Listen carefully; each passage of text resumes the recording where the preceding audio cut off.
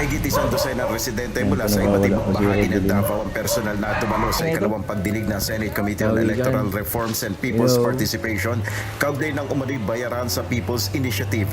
Ilang mga opisyal naman sa Tagum City via online ang tumistigo matapos bigong makadalo dahil sa baha bunsod ng sama ng panahon.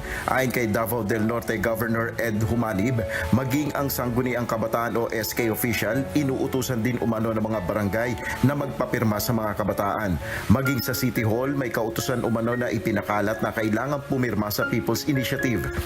Sa opisina, nagsabi yung aking administrative officer na mayroong advisory ang Office of the City Mayor na itong signature campaign ng People's Initiative. Saglit lang. Saglit lang, hindi yan, saglit.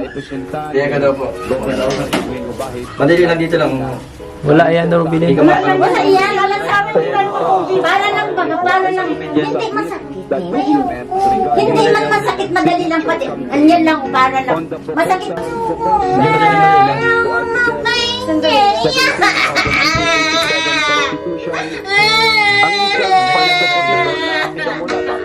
Bago magpirma Madali lang. Okay, wala pa.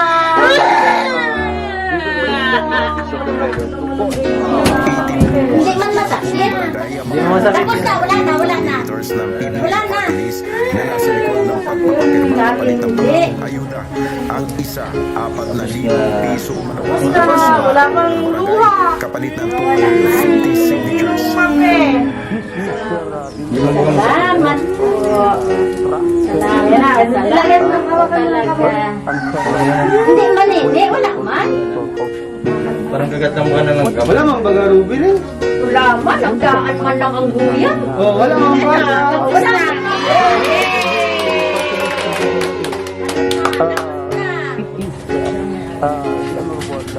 Okay na? Ayos, Rose. Ilang barangay captain na nagpakilalang PBA Party List Coordinators ang tumistigo sa Hindi, happy birthday. Maraming salamat at ikaw ay ganito na. Normal.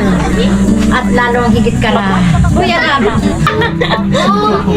Iretas na naman kita niyan. Sige, gusto mo?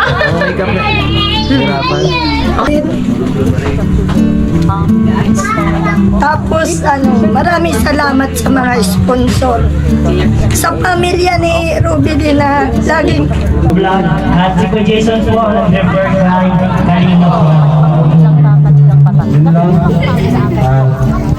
Ito Ruby ang masabi mo. Rosa para ginagamit ang pumirma sa